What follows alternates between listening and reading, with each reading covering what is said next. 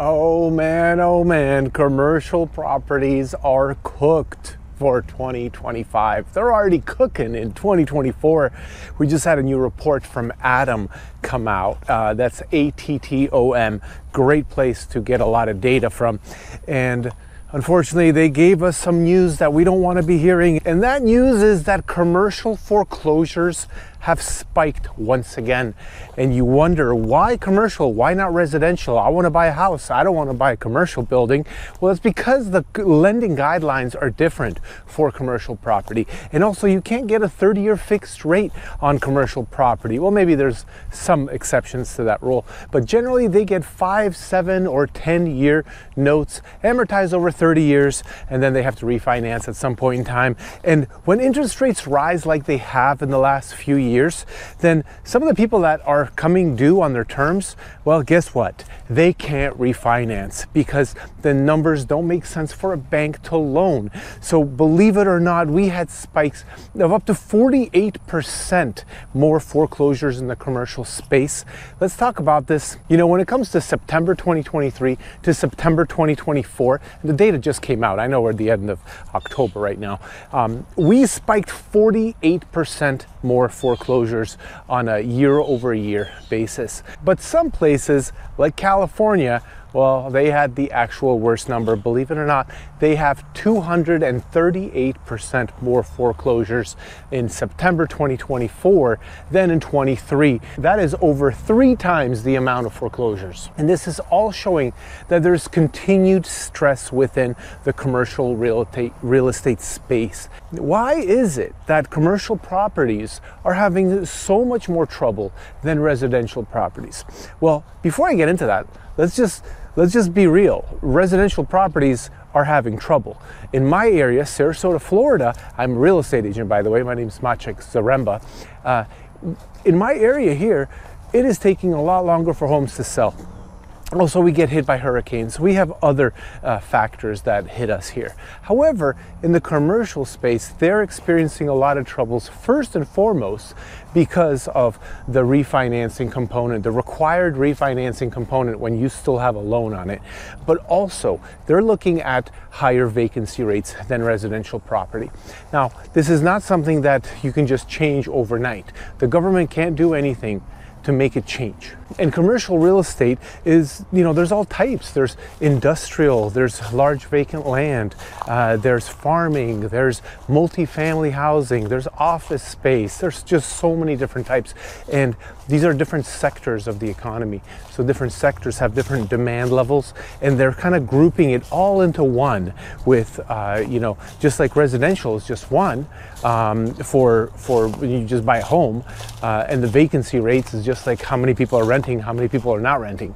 But when it comes to commercial space, sometimes, you know, office buildings suffer more, but heavy industrial is booming, you know, but they're just kind of grouping it all together. So if you're kind of wondering, out of all the properties, the commercial properties out there that are delinquent or that have loans, you know, what percentage of them are delinquent? Well, believe it or not, over 90 days delinquent at this point, it's risen to over 2.7% of all properties. And of course, real estate experts have been warning that we're going to have a continual increase in the percentage of delinquencies for commercial real estate. But you know, there is a little bit of good news here at the end of the tunnel. The good news is that experts at Moody's have basically said that the data and the statistics show that the demand has bottomed. So when it comes to people wanting to buy real estate, commercial real estate, the recent past is showing us that we had the least demand back then. We now have more demand. So we've bottomed and we're kind of back on the way up.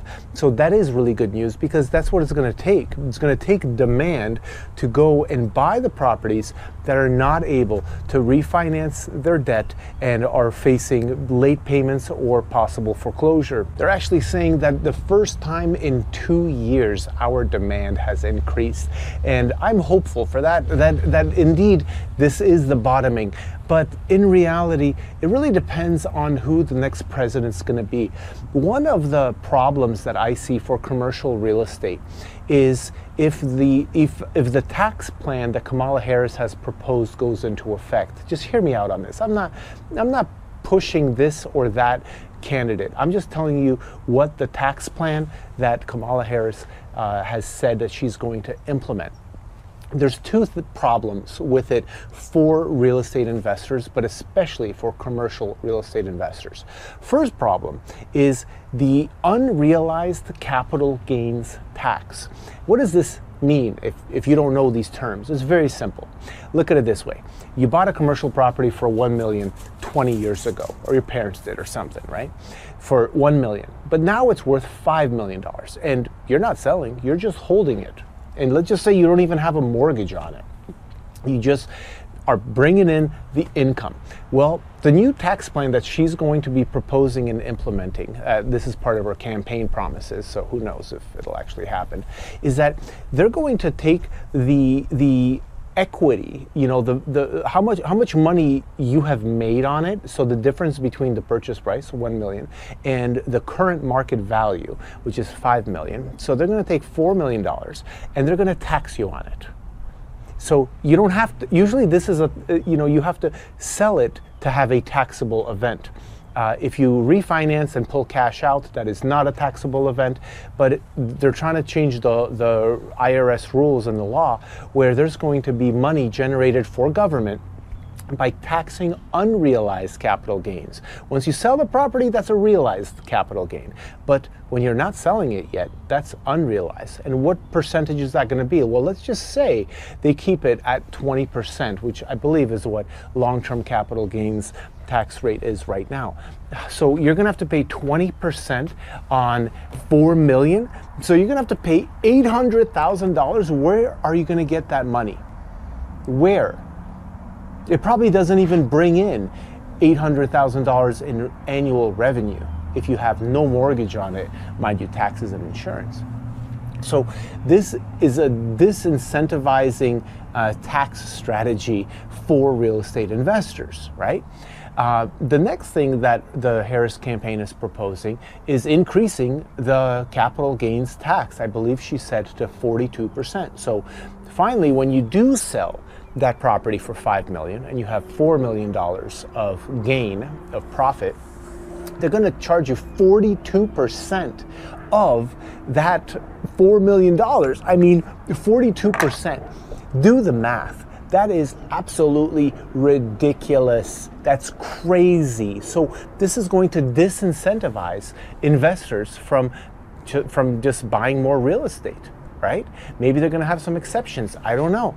But that's currently what the plan is. So this overall, this is not a strategy that is going to get people to go and buy more real estate. It's going to be a strategy to have more people fall behind on their payments because they're going to say, well, why am I doing this? Why did I risk my assets and my time and my relationships into buying this piece of commercial property when I have to pay all this money before I've even made the money? Right? You don't make the money until you got the money in your pocket, which means you sold it. That's a realized capital gain. They're going to want to tax you on the unrealized capital gain, and then they're going to take 42% of your profit away from you. That's not going to make me want to buy real estate. That's not going to make me want to invest into commercial. Now, I'm a residential investor. I'm also a real estate agent, but I've been investing into residential real estate for many, many years, over 20 years. And it's going to make me want to basically get out of investing in real estate. But, you know, the tax rates aren't just for real estate. It's actually for any kind of assets. So stocks is the same thing. They're going to tax you. Cryptocurrency, they're going to tax you if it goes up, but you haven't sold yet. So yeah, you bought Bitcoin for, let's just say, $60,000 a month or two ago. and then you sell it when it's 100, you have a $40,000 profit, they're going to take 42% of that. And then you didn't sell it, they're going to still take 20% of that. I mean, it's just mind-boggling. It's crazy if you ask me. And then really, what happens if the property or the value of Bitcoin goes down to $20,000, but you bought it for 50? So there's a $30,000 capital loss, unrealized capital loss. You haven't sold it yet. Are they going to give you that 20%? Are they going to give you $3,000 or whatever that number is, $6,000? No, they're not. So I'm not sure. I think that if we have a Republican Trump win, which obviously Trump is a real estate guy, okay, so he's gonna help all his buddies with tax benefits and tax cuts and whatever for real estate, okay? Well, that's going to make it where our economy gets wealthier, which might lead to hyperinflation, which I talked in a different video about that. Now, hyperinflation, that is nothing anyone wants to see. So I'm not saying that the Trump answer is the better answer, but I am saying that by taxing unrealized capital gains, it's going to disincentivize a lot of people from investing in general. They're going to go into spending instead of investing. And it's going to make the rich richer and the poor poorer, and it's going to kind of dwindle down the middle class to be more poor than anything. So circling back around to our original conversation with commercial property, if these tax plans go into effect, what do you think is going to happen? I mean, I don't know, but I'm just guessing here. I'm guessing that let's just say we have a Democratic win, then we're going to have a lot more foreclosures, because people will not it just won't be worth their time anymore to invest into commercial real estate, and they're just going to bail. They're just going to back out of it. They're going to say, okay, well, it was a good run while it lasted. See ya. We need to deploy our capital into other investments or into something else. So the ones that are already having a hard time, for example, the people that have locked in at a 3% interest rate and their loan is coming due in the next, year or so, 12 months or so, well, what are they going to do? They're going to stop paying. That's what they're going to do, because even if they bought the property for less and now it's worth more and they can sell it for a profit, even though that might be the case, it may not be worth it, because they're going to have to pay such a large percentage to the IRS for the unrealized or the realized capital gains, 42%. And it just may no longer be worth it for people to invest into real estate. Some people will get out of it and just sell, so prices will come down. Other people will just say, you know what, let's just stop paying the mortgage, let's keep collecting the rent, then let's ride it out until we get foreclosed on. So not a good sign, not a good plan, but already we're seeing the foreclosures rise. What are you seeing in your market? Because I know Florida had a 48% rise in foreclosures, commercial foreclosures. New York had a 49% rise in commercial foreclosures. Like, it's not looking too good, okay? I don't know where it'll end up. I mean, who knows? I wish I knew, and then I'd invest accordingly. But what do you think is going to happen? Just write me a comment. Tell me, is it going to be bad? Is it going to be good? Tell me what you think about Kamala Harris's plan. Tell me what you think about Donald Trump's plan. All the other politics aside, let's just talk about real estate and the political parties. So let's not talk about all the all the noise. Let's not talk about that. This is a real estate channel, so let's talk about that. Let me know.